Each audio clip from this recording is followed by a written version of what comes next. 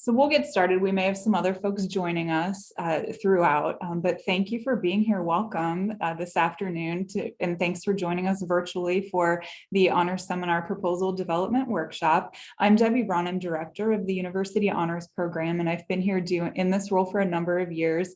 And one of my favorite parts of my job and one of the most important parts of my role is to partner and work with faculty who develop and teach honor seminars for us, and also engage with the UHP in other ways. So thank you so much for your time this afternoon. I know we're all busy, and I know this is quite still an unusual fall semester. So thanks again for your time this afternoon. Teresa? Sure. I'm Teresa Cully. So I'm here. I'm currently serving as the head of biological sciences, but this is sort of a fun time for me because I used to be the provost fellow with the University Honors Program. That's how I got to know Debbie really well. And so this is just a really fun part of the job that I didn't want to give up, but I really love reaching out to faculty across campus, telling them about the honors program, working with students and so forth. And so it's a pleasure to see you all here, and let's just get started. Yeah. So, whoops. Pardon me while I get used to using the Zoom presenter mode. This is new to me, so I'm learning all the right buttons. The vision of the University Honors Program is to develop students into global citizen scholars who will go out and use their gifts and talents to lead innovative efforts to solve our world's complex problems. And this vision is the cornerstone of everything that we do. We have it behind me. I'm in my office, but behind me is a snapshot of our reception area where we welcome our students in when they stop into the office, or anyone. And that vision is the cornerstone because it provides that North Star, that guiding star for everything that we engage with our students and our faculty and our other campus partners. And in terms of global citizen scholar, we let students define that for themselves. That's really important, that they think about, what does that mean for me? And as well as in terms of solving the world's complex problems. What does that mean for me? How do I want to engage? Who am I? What are my interests? What are my passions? And how do I want to engage as a leader and move that forward? And in my work, in my personal life, in my academic life, in my career.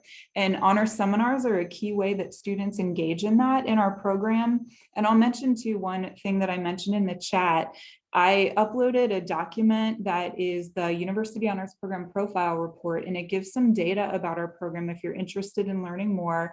A quick overview of our enrollment data is that we typically have about 1,500 students in the program, and those are undergraduate students from across all of UC's undergraduate colleges, and the interdisciplinary nature of our program is key, and that's reflected in that population. Our largest populations within that 1,500 are from engineering, business, and the College of Arts and Sciences, and that's by virtue of the size of those colleges. And we also work very hard to ensure that we have a critical mass of students from all of the other colleges, including the smaller ones, to ensure that students can engage with peers from across disciplines. So that's a critical piece of the program too. On your screen, I popped in our mission statement. So how do we go about engaging with our students and in working towards fulfillment of that vision? And knowing that that population of students is interdisciplinary across the institution is a critical piece of that. The program is individualized around who students are, what they want to do, how can we help them take advantage of the opportunities available to them at UC through their colleges, through other areas. How can they engage in things where they think about, what am I interested in? What am I passionate about? Engage in reflection, experience-based learning, and we also prioritize an inclusive community. So one of the important aspects of the Honor Seminar proposal, there's a question about how do you create an inclusive learning environment in your classroom? And so that is one of the ways that we integrate that into the Honor Seminar process. And the University Honors Program, if you're not familiar with us already with the program, you might find that it seems we're quite different than a lot of honors programs that you'll come across. And one piece of that is that focus on our vision and the focus on global citizen scholar, and having the students really deeply engage in that reflection about that for themselves and develop that through their time at UC. And another reason is that deep focus on experience-based learning and reflection on that, and enabling students to really focus on their goals, academic, personal, professional, Students engage in mentoring with our honors advisors and with faculty and staff and others who engage with our program. We provide very strong mentorship around developing those goals and aligning with Bearcat Promise and Next Lives Here in our student experience. And I'll talk a little bit about our program requirements, but we emphasize the fact that students engage in honors experiences, not necessarily earning a number of credits, but what is the experience that you want to have? What impact do you want to have? And what does that look like for you? It's very, very individualized, it's student driven, and it's about who they are and what they want to do to engage in that pathway through our program. So the requirements are, the basic requirements are to maintain a cumulative GPA of 3.2 or higher throughout their time at UC, and then to complete 5 honors experiences. And those honors experiences can be any combination of these, of honors seminars, of pre-approved experiences, or self-designed. And the pre-approved and self-designed experiences, the learning and engagement in those is equivalent to that, and one of those is equivalent to that of a 3-credit-hour course. And those are often research experiences, study abroad experiences, service learning, other types of engagement in high impact learning experiences on campus facilitated by faculty and staff, best practices of high impact learning. And so we're happy to talk more in depth about those at any point. One note about pre-approved, I mentioned they are facilitated typically by a UC faculty or staff member with expertise in whatever area that is. And the self-designed experiences are things that students can engage in and design from the ground up.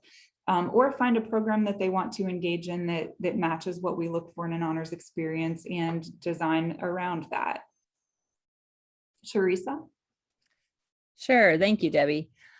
So what you need to know is about what are the components of honor seminars. So of course, there needs to be that connection to the University Honors Program vision that Debbie just shared, and also specifically solving those complex problems.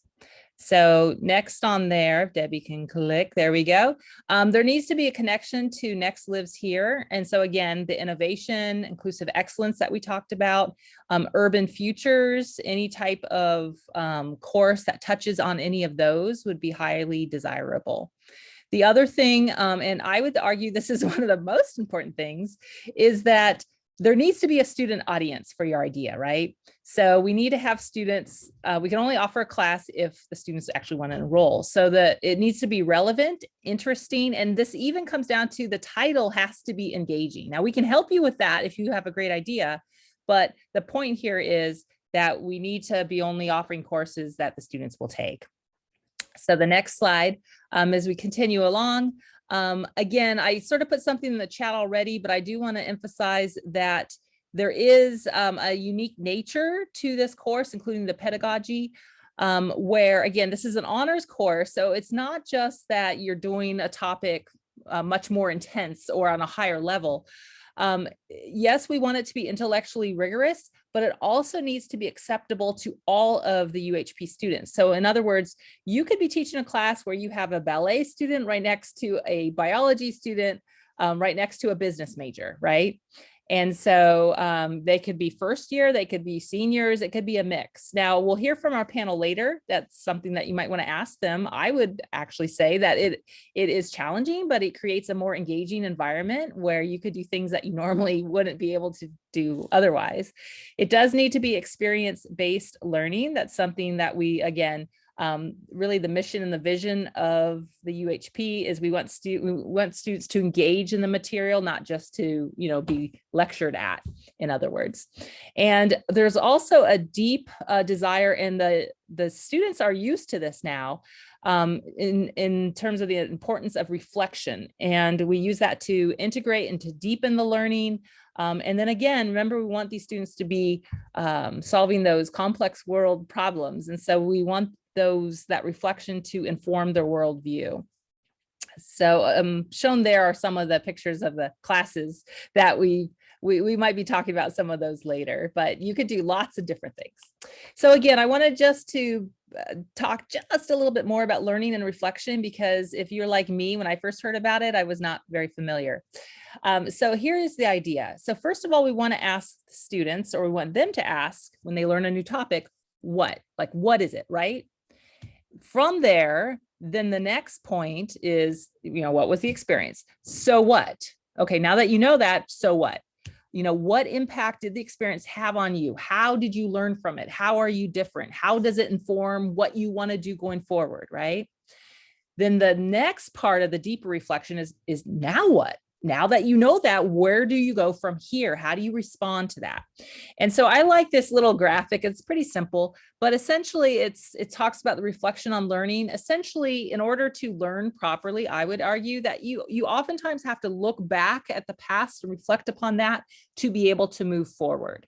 And so these are reasons why we really think it's so important that students reflect upon their experiences, build that into their worldview, and then go forward. And again, the students are used to this. So any of the courses that you offer, you need to have that reflective component built into that. And if you haven't thought about that, if this is all new, we have a panel of people in just a bit. You could ask your questions, and we can also work with you one-on-one as needed. So on the next slide here, just moving along here, other things that you need to know are there's expectations of the students in order to facilitate this learning and student reflection. So all students have to do what are called learning portfolios, and maybe in a little bit we might be able to see some of those. These are essentially their own websites, if you will, where they create it themselves. They have a little reflection piece on each of the courses that they take, and then they have here we go. Thank you, Debbie. Debbie's going to pull some of these up. We can also send you links to all of these. You can look at them on your own time. This is one of our students here. And you could see that on the upper part here, they have different experiences, different classes that they've taken. And here, the global technical workforce, you can see about the student. Oftentimes then they'll have, we have another course called Kids Who Kill.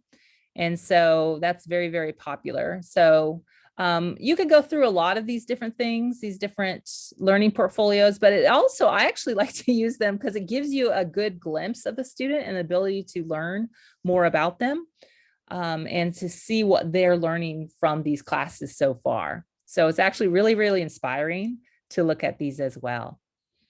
So again, just be aware that students are already required to be doing a reflection on your course as part of their learning portfolio. So that is something that you could use to your advantage if you like. The other thing you could do is a reflective essay. That's sort of I would argue an easier thing to do, but we want students to think outside of the box, right? So they could do a photo essay, videos. Some students and some courses require blogs. And so there could be blog entries. One of my favorites is a student did a comic, where she reflected on her experiences. And here, Debbie's gonna pull it up. And this is just a student who used, her artistic abilities with comics to reflect upon her experiences, at UC in the course and so forth. So again, you could do a variety of different things. We want to encourage you to do that. We've had painting, other creative ideas. So it's up to you to come up with the way that students can reflect, but I do want to sort of broaden your view that it's not just writing down a reflection journal, which you could do, and those are very valuable too, but you have lots of possibilities. So the next slide here, here's sort of the nuts and bolts. So how does this work? Well, usually we have 30 to 35 different proposals for these honor seminars are proposed, and usually about 20 are selected per year. And so I thought it was really helpful to go over why some are not selected. And so obviously little student interest, this is when I was telling you about, it needs to be relevant to the students. They need to deem it themselves relevant. It needs to have a catchy title. This sounds silly, but it's true. You need to have a catchy title. If there's no apparent difference from a standard course that's already offered or they might otherwise take, students really aren't interested. If there's no or a weak connection to the UHP vision, they're not going to be interested. And then also, as we talked about, the students really want to have that experiential I want to say experience focus, right? And they're seeking that reflection. The other important point here is that when these proposals are submitted, there is a committee that then reviews them, and students are members of that committee. And so oftentimes, and I've been a member of this committee too, we'll be reviewing these proposals and then we'll ask, the students, what did you think? And there have been times where a student says, I would never take this class. Or they'd say, I think the class is pretty cool, but no one would ever know it. The title needs to be jazzed up or something like that.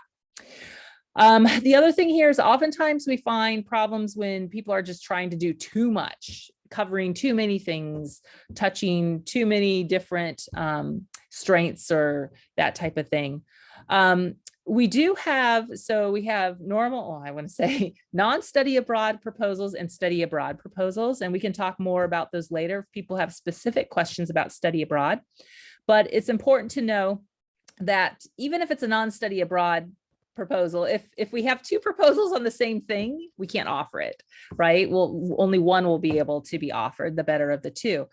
For study tour proposals, we have had cases where if we have multiple proposals all going towards one location, and big ones are England, Germany, France, places like that, we can only offer one if we offer one at all, right? Because we only have so many students who are willing to travel abroad. And so we have to be very selective in the locations where they would travel. In addition, we're also looking at their experiences there, right? But really it comes down to locations are so important. And then another reason why a proposal might not be selected is, especially if it has a study tour plan, is it's just not that well articulated at all. It's not clear exactly where they're going. We want to see it on itinerary, even if you're not completely, sure of it. We want to see that you've thought about that. Another question that always comes up is, what about domestic study tours? And we might want to talk about this later, and I'll sort of refer to Debbie, but I could say in the past, at least, and probably this is still true, is that students really don't want to take domestic study tours. They'd rather pay their money to go overseas. And so it is challenging to have a study tour. We've had wonderful ideas in the past, but students just don't sign up. Now, with that said, you could have a course where you take, trips somewhere to the art museum, for example, locally. And so that works too. But students aren't going to want to sign up for a study tour to Colorado, for example. But we'll talk about that later. I'm going to hand it back over to Debbie, and she'll introduce our panelists. Yes, so thank you, Teresa. That was a great overview. And we have 3 of our 4 panelists here today. Zvi Biener had something come up and he is not able to be here, unfortunately. But we have Ashley Pazzi-Puente, Chris Holland, and Nancy Craighead here with us today. And so I'll ask our panelists to introduce themselves to you one by one, introduce themselves and give a brief overview of the honors seminars that you have taught with us. And then we will open it up for questions, and we have some guiding questions as well if there aren't any questions initially, but I expect you all will have some questions.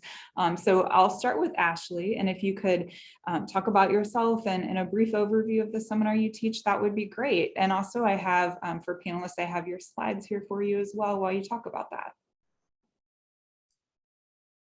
Okay, so my name is Ashley Pazzi-Puente. I don't see myself on the video, but that's okay. So I'm a material scientist by training and metallurgist more specifically. This is I started my 6th year here at UC, which is crazy, but I have taught an honor seminar twice now, I think, and I'm applying for the 3rd time. And my class is up at the top there. You can see it, from soda cans to smartphones, how it's made. So being a material scientist, I very much think about the materials around me all the time, right? Everything around you is made out of something. And so one of my mentors' phrases was, you can see in the welcome message there, you can't make it without materials, right? Everything is made out of something is really what we're trying to hit home here. And so in my class, I do somewhat typical lecture style at the beginning of the course, where I go through kind of introductory materials content, but I try and give it the spin of having the hands-on components of doing mini experiments in class, or little demonstrations or things like that, where the students get that hands-on component and actually start kind of, working with materials themselves. So then the second half of the class is really geared towards the students that are in the honors program that are in my class, developing their own outreach workshop for local high school students. So on the slide here, you see this is partially with Hughes STEM High School. There's some students that come from there, but I've kind of expanded it to the greater Cincinnati area, if you will. And so we've had students who come from a range of different backgrounds, and the students in the undergraduate course, the honors seminar course, actually work together in groups to come up with a demonstration or basically a mini project for those high school students to do during a one-day camp event that we host in the spring at UC. Well, last year was virtual because of COVID, but you get the idea. But so that's the general kind of overview of the course. I don't know how much you want us to say right now, but I can wait and take questions, about more specifics in the actual application once we get to the Q&A part. Yep, that sounds great. That's a perfect overview. And then we'll absolutely talk more about the experiential reflective components and other aspects about how each of you engage in these. I think the next slide, this is Zvi Biener's slide. Zvi has taught a class on big data, bigger questions, and he seeks to utilize a nonprofit or local agency to engage the students around those questions around data and utilizing big data. Zvi is also teaching a new class this fall with Cedric Colmy from engineering. Zvi is in philosophy, and he and Cedric are teaching a class called The Happiness of Pursuit. And it has been one of our most quickly enrolled classes that we've ever offered. So someday maybe you'll be able to chat with Zvi about his classes. The next slide up is Chris Holland. Hi, I'm Dr. Christopher Holland. I'm in DAP. So I know Zvi, he's great. So you should talk to him when you can. But I live in DAP, but I have a PhD in philosophy, but I teach studio art. So I'm an interesting, I guess, person. And I've taught the two on here, From Neurons to Picasso is a course on neuroscience and art. And I co-teach that with Ilya Valinsky, a neuroscientist here at UC. So I can answer questions about co-teaching if you have those later. But the course is really interesting. We sort of take a look at why the brain makes art. And we investigate that through art making. So the students learn neuroscience through art making. So we unfortunately taught this class during COVID. So we started the course and then we had to go to the COVID restrictions. So when we plan to teach it again this spring, we're going to have an art exhibition on the campus. So you guys can all come to that and see the students' results. And I think that's one of the things that makes the honors students interesting is they sort of just plunge into art making if they've never done it before or whatever else we sort of throw at them. They're very proactive and ingenious in some of their solutions. The other course I have taught before is The Sky's the Limit, Dubai. That's a study tour course, so I can answer questions about concerns about itineraries, study tours. Dubai is an interesting place because it is a laboratory for creativity, but it's also a place that sort of shows problems of the future, surveillance, urbanization, but it's a unique place. It's in the Middle East. It has, 99% of its GDP is not from oil. So it's a really interesting case study, I think, for students to think about the future of humans, humanity, and some of the solutions that they sort of propose in Dubai. So yeah, that's kind of the overview, and I look forward to questions you might have about either of those two things. Excellent. Thank you, Chris. And then Nancy Craighead.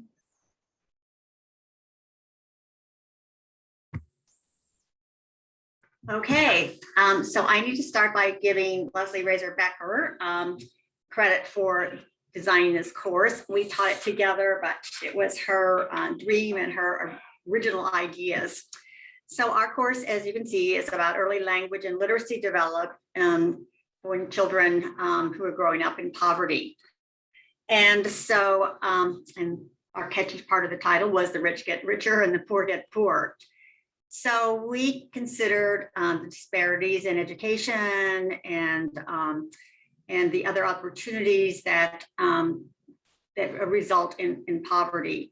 So what we did was to study poverty. We used the Ruby Payne book, which was published in 2013.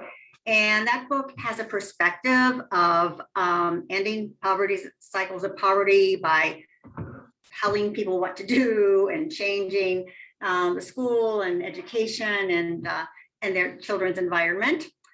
And then we also talked about the Harlem Project in New York City, which was more based on getting ideas from the community and having community leaders engaged in changing, making changes. So in relationship to that, then we talked about public policy and relationship to education, literacy, poverty. Leslie and I are both speech language pathologists, and that's our focus is on poverty. So we, in doing those two things, we had debates. The students debated the policies or the ideas of Ruby Payne and the policies of the Harlem Project. They read, of course, about those and about public policy in general. So those are some of the things they did. And then in addition to that, we had local experience. And so they had an experience in going to Head Start at Millvale. And we actually provide services there, language and literacy. We provide speech language pathology, but also language and literacy experiences for our students. So the students in the course had the opportunity to go there, and they engaged in developing strategies to foster the children's learning, and also to read books with them and gain those skills in learning about the beginnings of teaching children to read. We also, in addition to that, and this is one of the fun parts that we did, we had the students rather take the bus to Millvale. And that was the best part. So Leslie and I, first of all, had to take the bus by ourselves, and we decided we need to do that. And it was an amazing experience for us to take the bus, and how we did not know, like we went over to Auburn Avenue to get the bus, and we didn't know which bus to get, and we didn't know how to transfer, and how we learned from the people who were experts in taking the bus, how to take the bus. And so that was a cool part of it, that the mutual learning from our learning what we knew, our sharing what we know, and what the families and teachers in Millvale also provided for the students. So I think that's it, that I'm open to questions, and if I forgot something, maybe you'll ask about it. Great, thank you, Nancy. And with that, I am going to stop sharing my screen, and we will open it up for any questions that you have. And please feel free to type questions in the chat, or unmute yourself and ask a question. Are there any to start out with?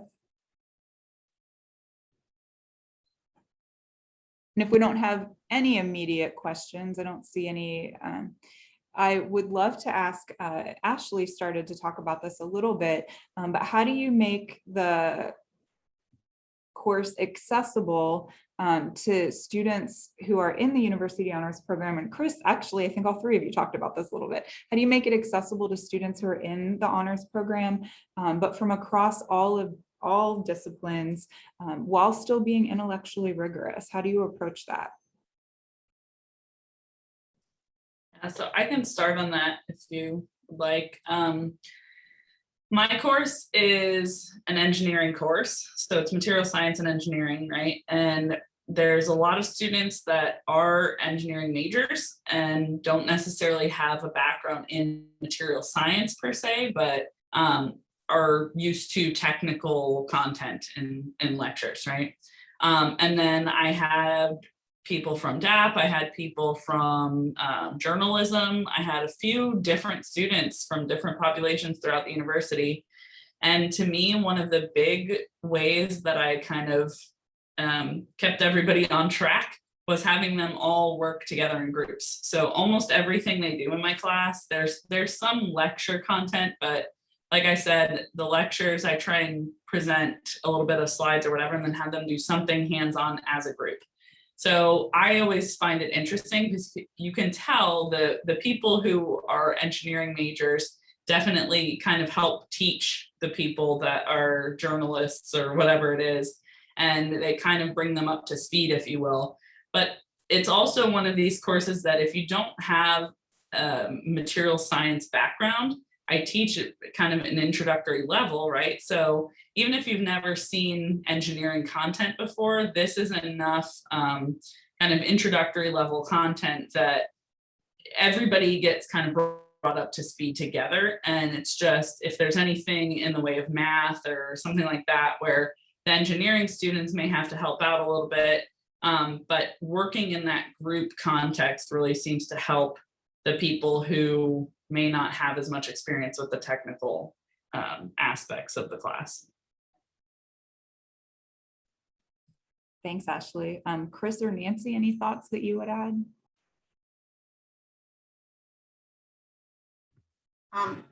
Okay, I'll speak.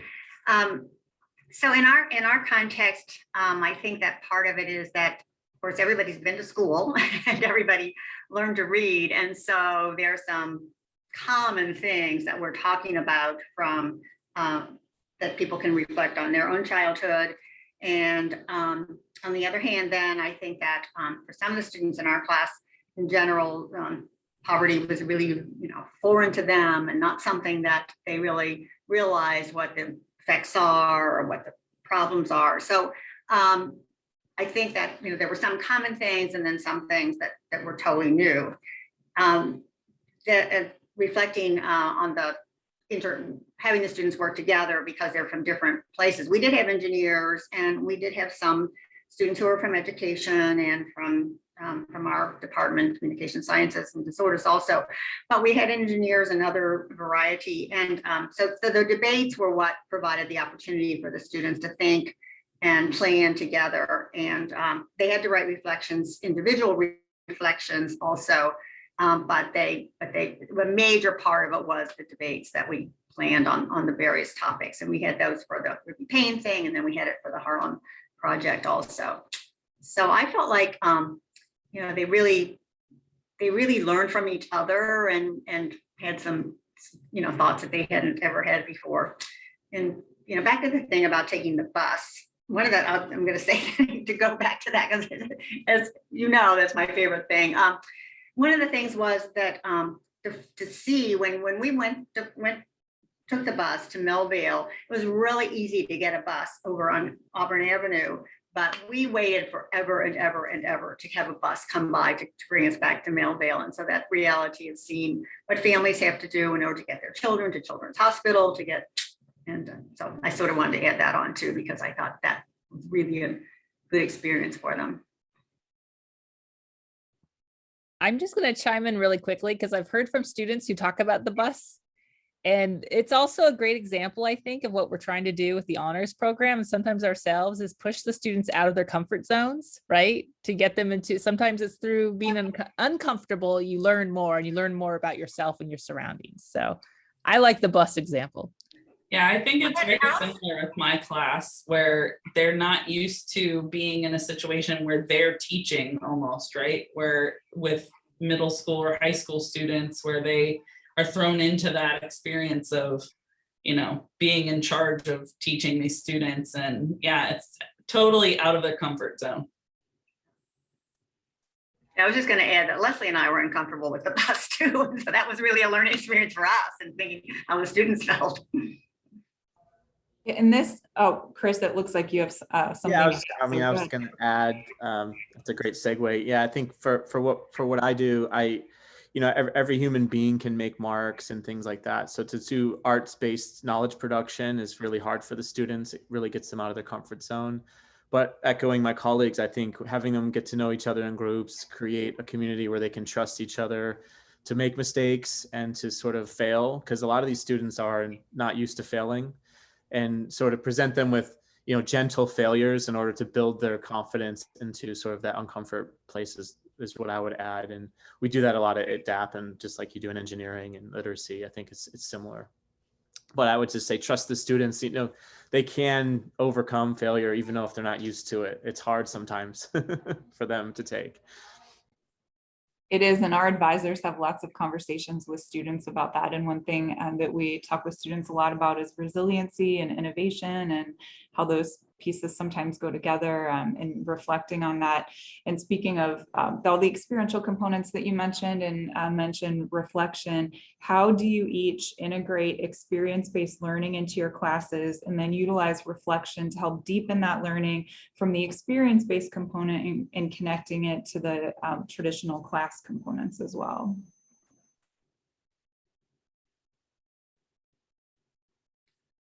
I don't know if we want to just keep going in order, but so in terms of the experiential learning part in my course, like I said, I really try and incorporate, even in the lecture portions, those hands-on experiences. So for instance, the first lecture I do, again, I don't really talk to them at all. I give them a box. I have them on my shelf here, like a storage container with 30 different items in it. And I have them try and identify what material this is, right? And that's basically all the instruction I give them. And they go at it, talking in groups, trying to figure out, what do we call this, right? Like a styrofoam cup, they'll put styrofoam. And what I'm really trying to get out of them is that we have 3 kind of classes of materials, right? Metals, ceramics, and polymers or plastics. And so I have them go through this process of just like, what do you call this? They come up with glass or PVC or, metal, but they don't always categorize it into those 3. So, and then the second lecture I have them do is a scavenger hunt. So they go around campus, or when it was virtual, their house, and find several examples of each of these classes of materials. And then we talk about the application and why that object is made out of the material it is, right? For example, drink containers, right? That's one of the examples we go through in class is soda cans, soda bottles, plastic bottles, or glass bottles, right? These are all 3 types of containers, and that's why the title is From Soda Cans to Smartphones, right? But we have metal, ceramic, and plastic drink containers, we'll call it, right? And we talk about, why do we use all 3 of these different types of materials to make drink containers? And what are the advantages and disadvantages of each of them? So it's really kind of discussion-based experiential class where they're doing projects or experiments or, some kind of hands-on demos in class to really get a feel for these materials. And then it gets more experiential, I would say, when they have to come up with their own demonstrations and workshops to go through with the high school students. So there's all kinds of, and this is where I really like teaching the course, because they can be very creative. Like I think Chris said, they just come up with really ingenious ideas to teach different concepts that I wouldn't have thought of myself, and I steal in some ways. So it's great to see how, somebody in journalism might see a material science concept and be like, they relate it to something completely outside of the box than I would think of, but it really is a good analogy for explaining a certain concept, right? So it's great to see how they come up with these different aspects. And then in terms of reflection, I maybe do some of the more standard reflections in terms of journaling, things like that. That's my engineering brain. I'm not that creative like the arts people here, but inevitably they come back saying that the outreach portion of the class is super enlightening and a great experience to kind of see the kids' faces light up when they get to do these different experiments and workshops and things like that. And I think it's just great that they are able to take something that they just learned, figure out how they're going to teach it, and then use that to, educate some. And in some cases, we don't specifically target impoverished students or low-income schools or anything like that, but in some cases they are, where these students wouldn't otherwise get that opportunity. And it really, it's kind of a heartwarming moment, to be honest, when I see the students have that the honor students have that light bulb moment with the high school students of like, wow, that was a great experience teaching somebody something, right? So yeah, I guess that's all I'll say for now, and then take other questions later. I was going to chime in and say that one of the things that Debbie shared with the UHP profile, that if you haven't looked at it yet, is the honor students are the top 7% of students at the university. So this means that they're pretty high achieving, they're smart. But as we mentioned before, many of them haven't failed before. So there's still more to learn. But I always think it's fun just to talk to them, because you can ask them to do things that you normally wouldn't ask, other classes of students, and they'll rise to the challenge. And they're looking for that challenge too. Nancy or Chris, what would you add about experiential learning or reflection and how you integrate reflection? One of the things about the students in our class, or one of the things about our class, is that some of the students came in with very strong opinions on what should be done and what shouldn't be done, and who's at fault and who's to blame, and all those kinds of things. So that was interesting to have those students in class who had pretty strong feelings. And so in regard to the debates, they had to, we assigned them a side. So some people were like pretty irritated about the side they got, because it was really hard for them to actually debate the other side. So that was a useful experience, I think, that they really had to dig in and learn about public policy and learn about the issues, and then present their cases and think about what their thoughts were, or what their opinions were. And then the reflections, they had to reflect on both the readings, and they had to reflect in order to prepare for the debates also, but they also were asked to reflect on their experiences in working with the Head Start children and reading with them and things they learned from being in that context. But I did, it was interesting. I think the most interesting thing is that the ideas that students came in with, and then being able to look at the other side.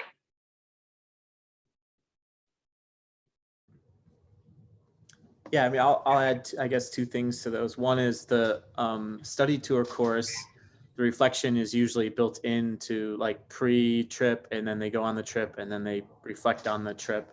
And for us, Dubai has got all these expectations if you've never been there. And then when they're there, it's completely different than they ever thought. And then when they come back, they build a reflective piece on that. So the study tour courses have sort of a built-in reflective capacity just in their nature.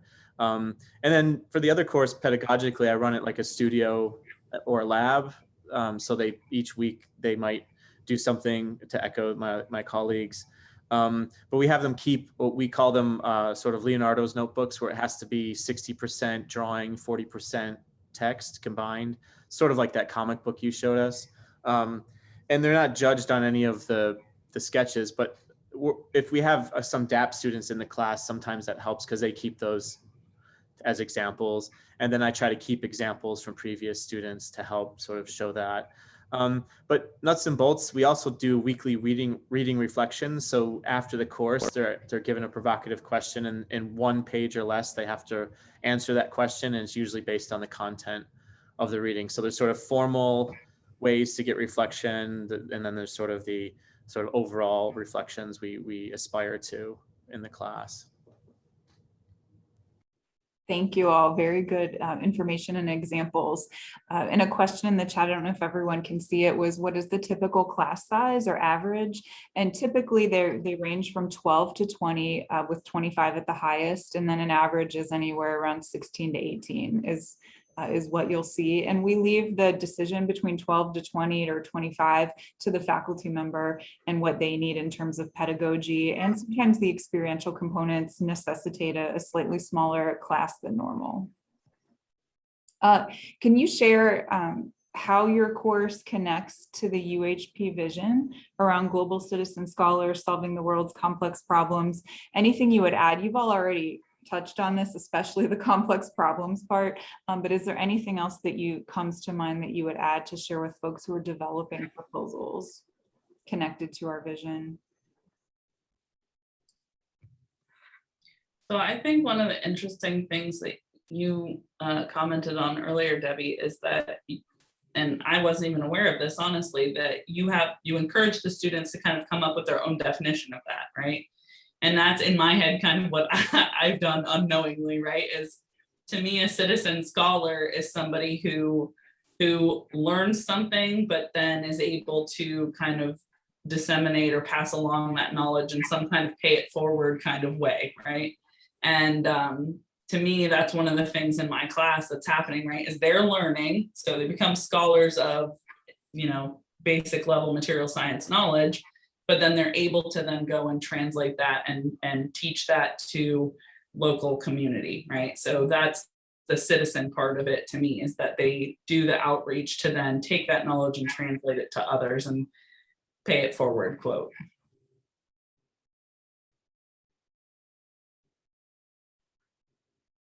Yeah, to me, the citizen part of our project is going into the Head Start programs and seeing those children and meeting those families and working with those teachers to see that, to see the community, I guess that's the main thing, actually be involved and immersed in those communities where, or that one community, but an example community that students may not have experienced in any way. See the reality and the opportunities to make a difference. Yeah, I think in my context, the Dubai course is especially to sort of deconstruct stereotypes about Islam, the Middle East. So it's a huge part of the course. We talk a lot about that. We invite guests. Some of the students themselves are Muslim, which is wonderful, so they can dispel the myths right away. And then with the neuroscience and art course, it's sort of dispelling the myths of what art can do and is. It's sort of this thing where people think, oh, it's just, an expression or fun, but it's actually, a huge part of knowledge production and the history of Western knowledge and the Enlightenment. So sort of things like perspective, vision, visual culture, things like that, I think are important for students to see sort of how important that can be a part of their lives. And then I think, to echo my colleagues, to translate that knowledge, through different types of applied uses of it, from texts or books, and then to communicate that and to teach others a skill. I think that's great too. And a good question that was asked in the chat, which was actually my next question for the panel, is my question was, how do you create an inclusive learning environment in your class, and how do you integrate that diversity, equity, and inclusion into your course, into your syllabus? So thoughts on that, integrating equity, inclusion, and creating an inclusive learning environment. And one note too, for the folks attending, we have a question about that in the proposal, and it's one of an important piece of criteria that the review committee looks at, and how that question is answered, and then looking at the syllabus and the proposal and looking for that integration throughout, so that it's not just something that you're answering a question in the proposal form, but to look for the integration in the syllabus and the rest of it as well. But thoughts on that from our panelists?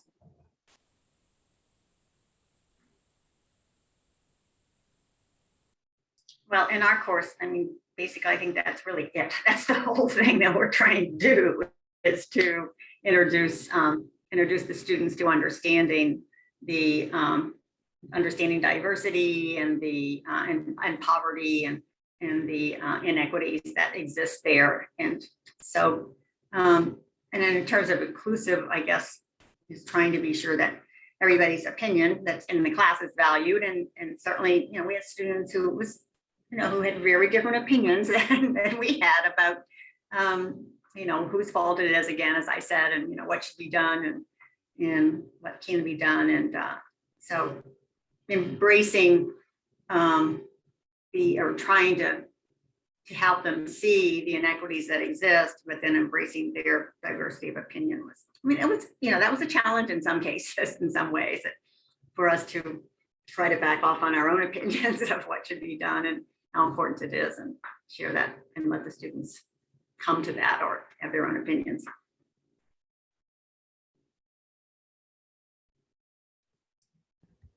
I'll speak maybe a deep, there's multiple levels to that. So there's the sort of honors college itself, where you have diverse students coming together from different fields, learning to create a community of knowledge. So like a pharmacist working with an artist maybe would never meet. So there's that level. There's the political, social, economic context, I think, that you're speaking about, you know, that our students should be aware of, and knowledge production in the university. So they're privileged students at a university that are able to do this. So thinking about ways to connect that to the coursework's always interesting. And I think each course would lend itself to different ways to do that.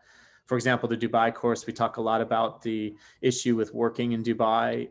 Most of the workers there are on, for lack of a better term, sketchy work conditions. So we just don't shy away from those political questions. Same when talking about religion, creating a sensitive classroom where that can be discussed in a sensitive manner, considering everyone's sort of diverse backgrounds. So it comes part of the pedagogy, both sort of the deep ideas about teaching diverse students, but also all the context they have.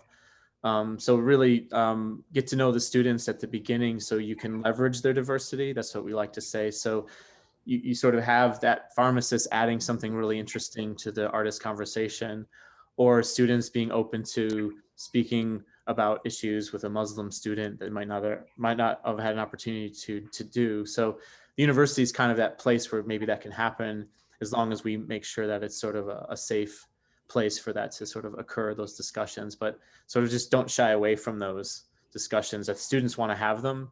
And I think having them with each other in a really interesting, or over an interesting topic, can help them sort of work through their own issues or their own ideas, and maybe be open to change. Yeah, for my class, I think it's a tough question, right? Because I don't think you can officially ensure that it happens, which was the question, right? How is it ensured?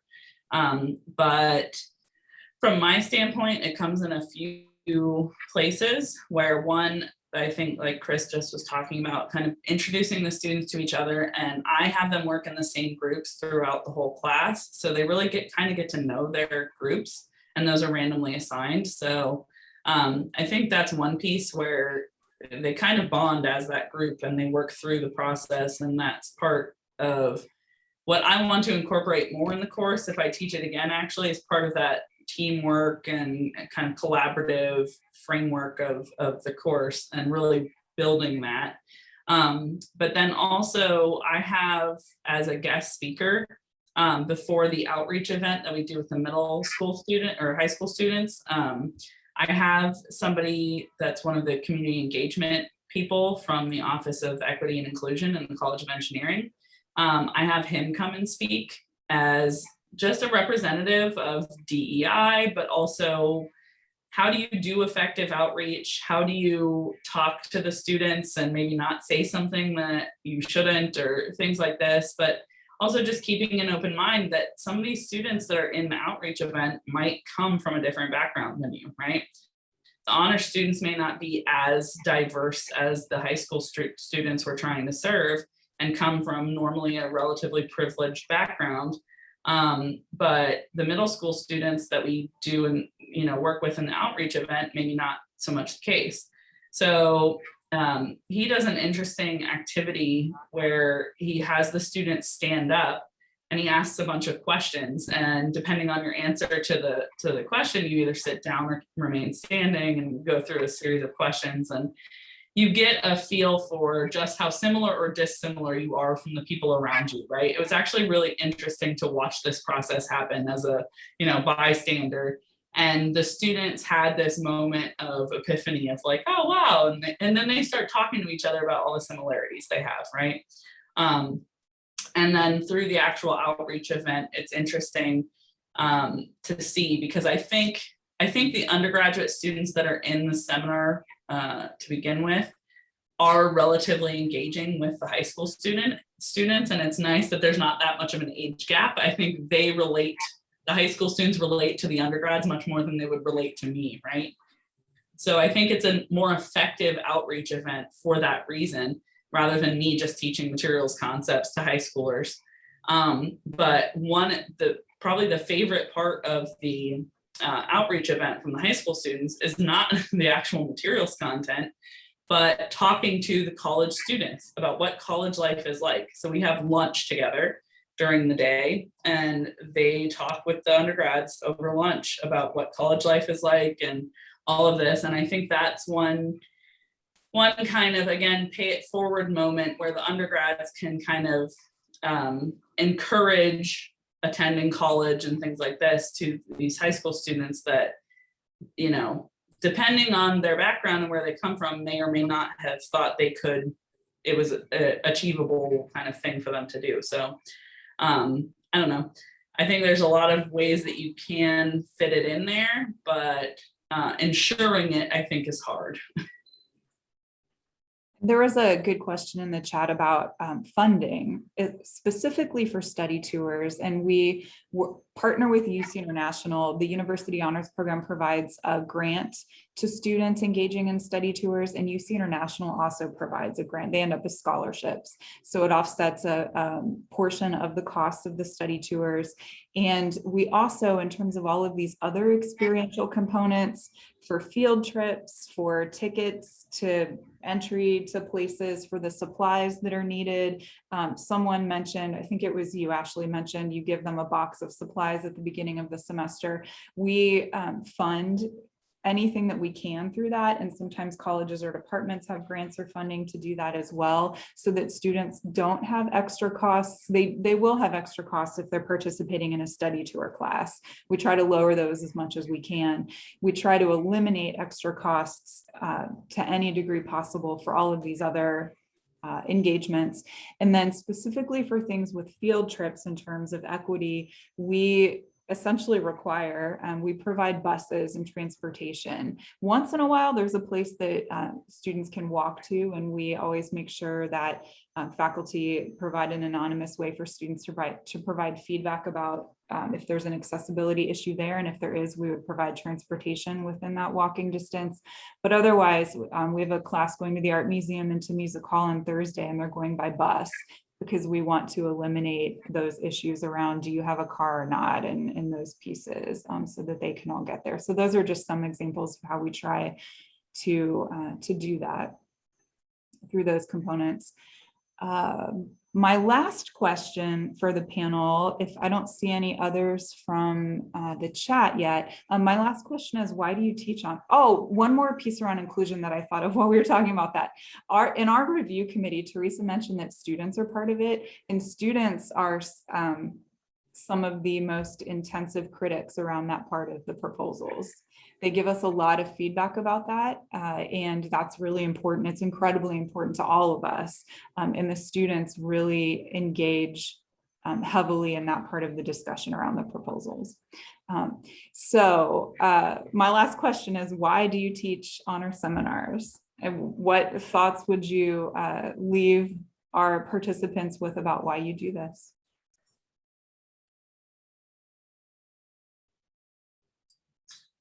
So go ahead, Nancy. Go ahead. We're going the same order. Your turn. So for me, I would just say, one, I love teaching. Two, I love doing outreach, right? Because for me, I got into being a material science professor because I can very clearly, without hesitation or doubt, say I am in the position I'm in today because of an outreach event I attended as a high school student. So I wanted to recreate that, and I am very much pro STEM and, outreach, pro specifically targeting underrepresented groups, right? Whether it's females or, Hispanics or African Americans or whatever it might be that are underrepresented in STEM disciplines. That's not to say that I only target those in the outreach event that we do, but that is one intrinsic motivation that I have, is to encourage students from those underrepresented populations.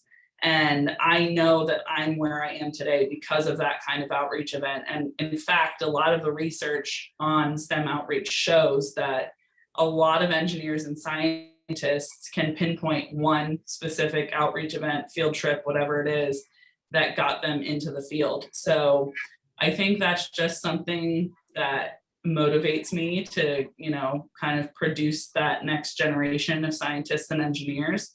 And if this materials camp, I call it, in any way does that, even for one or two students, it's worthwhile in the end. In fact, I've had not several, I've had a couple of the high school students want to come and volunteer in my research lab that have attended and been involved in the outreach event.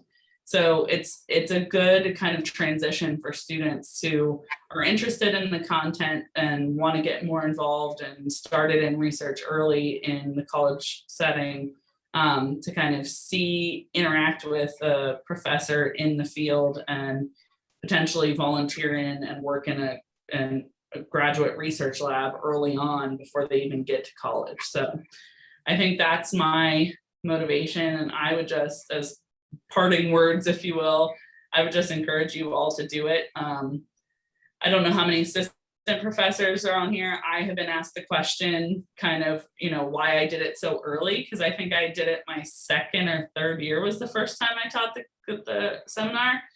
I would totally do it again. To be honest, one of the things that a lot of people are concerned about doing it pre-tenure, but I just applied for an NSF career grant for those of you who are familiar with that. And I incorporated this class into the education component of my career grant. So I think it is definitely worthwhile and something you can incorporate into the other things that you're doing. And if you're passionate enough about it, I think, if it's something you love, just do it and good things will follow. And don't worry so much about the time commitment, even if you're junior faculty, untenured, whatever. So I'll just leave it at that.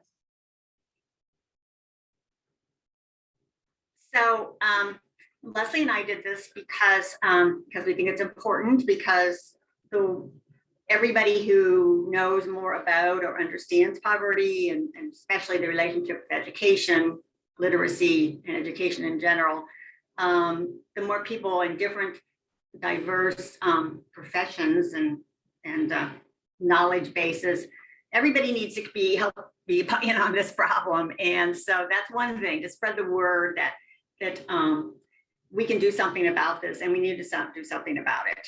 So that would be one thing about having a diverse group in our classes. Obviously, it would be great. We always want to recruit speech science pathologists, educators, especially teachers who are engaged or find that this is important. But also, I think it's just like fun for Leslie and me to do it and to be able to teach these students. I mean, that's really a thing. They're just so amazing and enrich our thinking about it and each other's thinking about it from the different perspectives they bring. And so that's what we would hope would be coming to or be developed to address the problem. And then I just have to say, it's really fun doing it with Leslie too. So co-teaching. So I guess I'm saying about the co-teaching thing too, is, doing it with someone else, if that's appropriate, is really fun also. Yeah, I would echo that. Opportunity to collaborate with other faculty at UC is a really awesome thing. I actually look forward to collaborating with the students. I think the problems we solve is they just come up with solutions, like I think Ashley was saying, that I've never even thought of for different things. So I look at that way. So I get a lot of really great collaborative spirit for myself, and my ideas hopefully infect them and their ideas hopefully infect me. So I see it as an opportunity to sort of be involved with students, as they grow and become professionals and go out into the world. The other selfish reason is that I want them to appreciate art on an intellectual level. So art is a knowledge production pursuit, and that if they can get that out of my classes, I'm very happy. So as they go on and become successful business people or whatever, they buy art and they appreciate it, and they sort of become art users and consumers as well. So that's sort of another reason for me. Thank you. And Teresa has also taught an honor seminar. So any thoughts that you would add that come to mind about why teach? Yeah. So I taught a honor seminar called Dying Well, about death and dying, I was inspired by other people who had taught honors seminars on living well. And I thought, death is something people don't talk about. So heck, let's talk about it. And I actually developed it with 2 honors students who were the driving forces behind it. So it was actually it's a morbid subject, but it was fun in the sense that it was very engaging and very much, I think everyone grew through it. The challenge though is I found out right before the class was starting that I had a terminally ill patient in my student in my class, and so eventually towards the end of the class she actually decided to come out on her own and reveal that to other people, and so that was just a very, very powerful event. And so some of the students I still am in contact today with. It just was a really interesting experience, but also just takes a lot out of you too, because you put so much into it. But yeah, I would do it again. So yeah, if anyone wants to co-teach with me, hey, let's get together. Amanda, I see your note. The other thing I wanted to say is I'm going to put on my little hat as a head of a department. And so one of the things that we haven't really talked about is how this works on like the departmental end. And so one of the important things is when you submit your honors proposal, there has to be indication from the head of your department or unit, whatever you're associated with. There has to be some indication that they are in support of this. And so if there's no letter or no indication, it can't go forward. We can't accept a proposal, even if the committee loves it to death. There has to be a supervisor behind you who is on board with that. And then the other thing that you need to know is, so you essentially have to have a conversation with your supervisor and find out how this would count. And so, for example, Chris, I think you mentioned that you've taught with Ilya. And so I'm technically Ilya's supervisor, boss, whatever. And so I set the teaching load for all faculty in my department. So I actually consider his teaching this honors course as part of his normal load. Now, other professors, other heads might not do that. They might consider it overload. So that's something that you would have to discuss with the head of your department or program. The other piece, and Debbie can correct me on this if the amount has changed, but each instructor who teaches, if it's a single instructor, it's $6,000. I'm looking at Debbie, if that's correct. Yeah, it's $6,000 transferred to your department. And then if it's team taught, we have $8,000 in total that we divide across. Typically it's 2 faculty. Once in a long while, we have 3 faculty team teach something, but it's typically 2. We transfer those funds to your department, and it's up to your department, sometimes the college. Every college is different, as we all know, probably already. Every college handles this in a slightly different way. And then sometimes within the college's departments handle it in a different way. So also have that conversation with your department head. The $6,000 is not typically used as compensation for the person teaching the class. It's the most common use is to provide a course release. So perhaps to hire an adjunct to teach a class in place. We don't want folks teaching these as overloads. We want it to fit into your regular workload so that you have the time and energy to put into it. But every college and department is different. And we don't have any expectations for how that funding is used because of that. We say use it according to what your college department requires and according to UC financial policies. So Debbie, just to add to that, if I could, if there's anybody in engineering, I'm not sure, for us, it so far has worked at the department level, not the college level. And what my department head does is put that funds into my RIA or research incentive account. So I can use that as I see fit. That's my discretionary funds basically for anything research related that I need to do. So it's not direct compensation to me, but I still kind of get a say in what happens with that money. Like Debbie said, I have to unmute myself.